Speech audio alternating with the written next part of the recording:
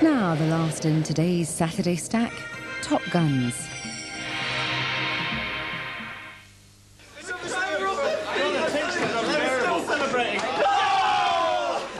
Members of one of the RAF's top fighter squadrons relax before their final mission in the NATO war games being held in northwestern Canada, codenamed Maple Flag. Before long, they and their supersonic tornadoes will be taking on the top guns from America, Canada and Germany. This is 29 Squadron's only woman officer. Her opponent is the youngest pilot, call sign Boise.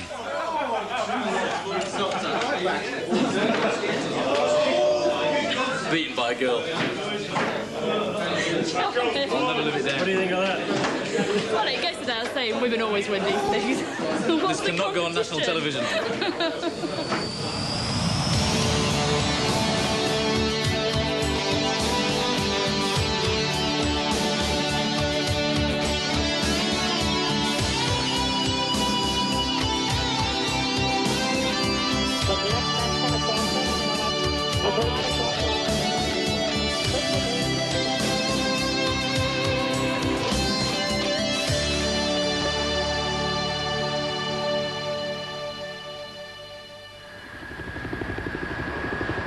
Exercise Maple Flag is almost over.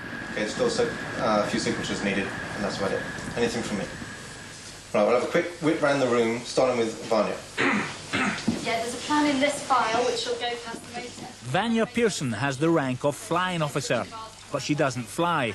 As yet, the RAF does not have any qualified female fighter pilots. Vanya is responsible for intelligence gathering. She's known as Squintess. She's 25 years old. Same car, so that everybody does get to work in the morning.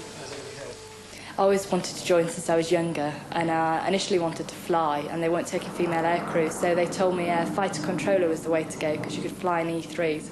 So I joined up as a fighter controller, did my first tour back in northeast Scotland doing fighter control, and then got this as an out-of-branch tour for 2 years. I like working with men because it's a totally different environment. You don't get any of the cattiness that you might do in an all-female environment. I get a lot of banter, but it's all harmless and they wouldn't do it if they didn't get on with you. None of it's meant nastily. But every now and then it's nice to know other women, so I have female friends on base and away from base. So it's nice to have a chat to them every now and then and escape from that totally male environment. Okay, type us, flogger. Objectives to kill, maim, disfigure everything in the range that is not red air. The squadron's Top Gun navigator is leading the last sortie. He wants to get close to the enemy for a change, to use the Tornado's machine guns. We'll obviously have to ID those. But anything that's not in the block, not squawking, that's in our area, gets hosed. Especially the Shermans. To go and do it for real, it's going to be a standoff war. It's people firing missiles at each other from a long way away.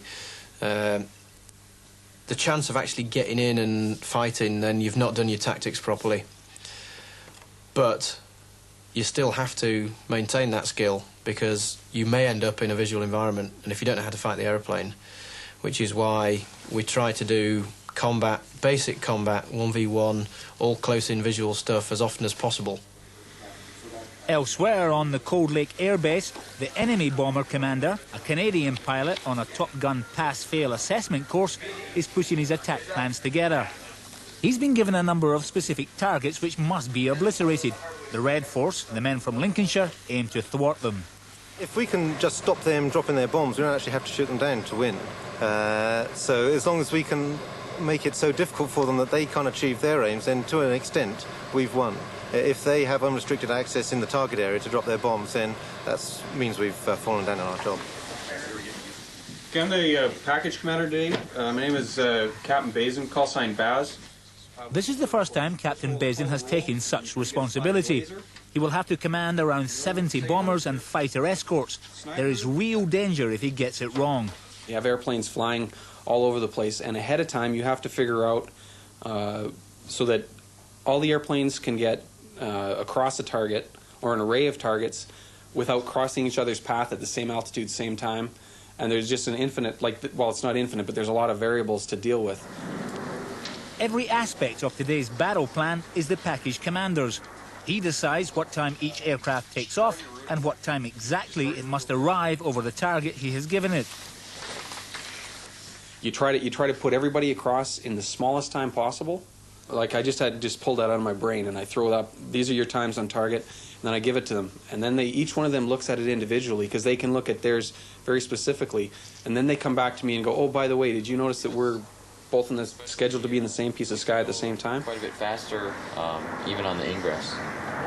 So if you guys, if we went in first, yeah, because that works easier for us.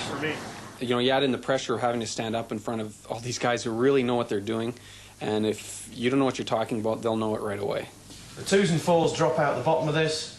At the Tornado Squadron, they think they've found a way to catch the opposition unawares and beat the fighter screen. By these guys, then it's entirely up to you at that point whether you engage the sweep or whether you press under them to get into the package.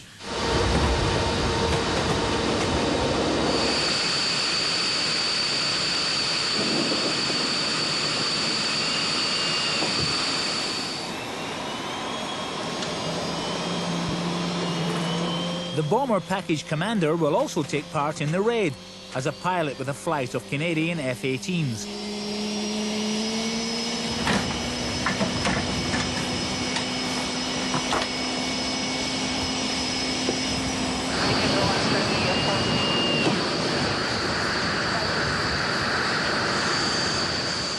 The squadron is flying in force today. The ground crew have managed to get all 8 Tornadoes airworthy for this final combat mission.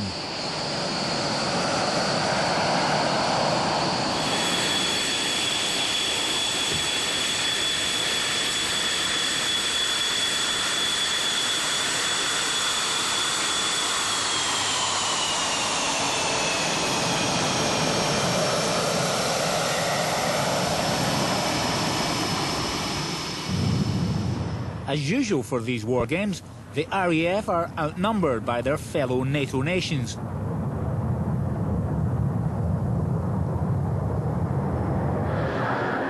Most of the heavily laden bombers and their escort fighters are expected to get through to wipe out their targets.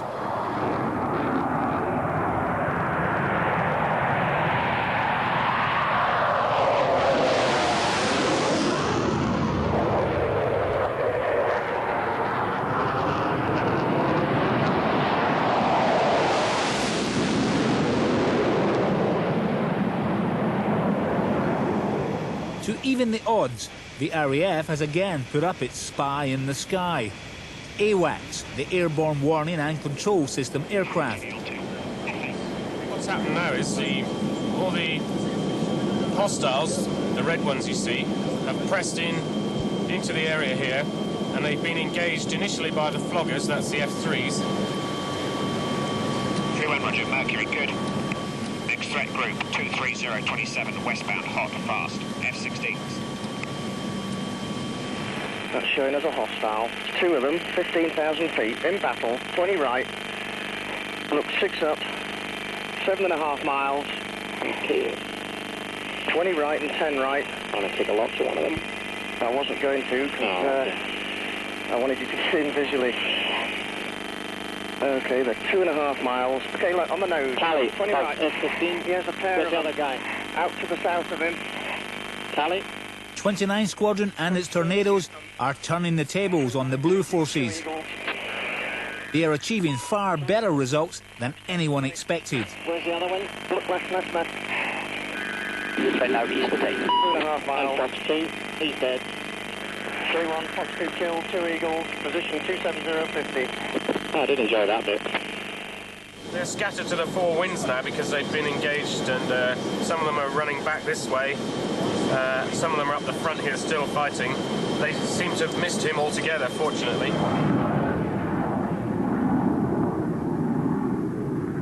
The Tornadoes have managed to get close enough to the German Phantoms to give them an opportunity for the close-range dogfighting, which can lead to kills with the fighters' machine guns. I'm going to find this guy and kill him. He's annoying me. Stand by. We're going to shoot him and crank right. He's dead.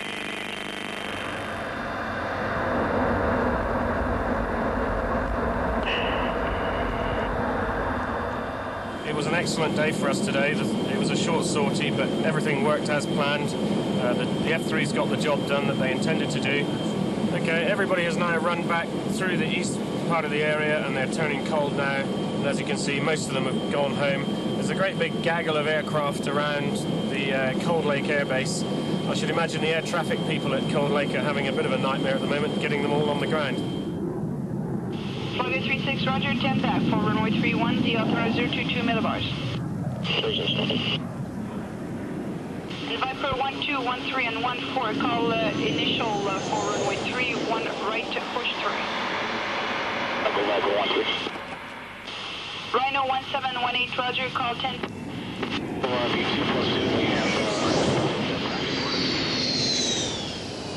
Rhino 1718. Roger, Yogi 0102, call initial 31 left.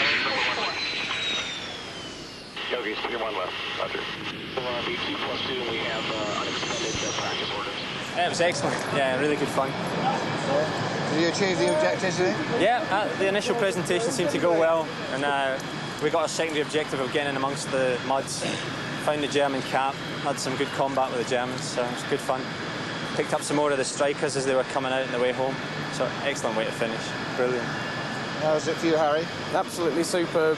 Really, really good. Looks like the initial merge thing worked. We got a lot of people through past the sweep, and then in, as we said, last sortie. We've been working hard, go and have a bit of fun, and it was outstanding. Everybody was calling lots of kills, lots of shots, and watching everybody walking back in, they've all got big grins on their faces.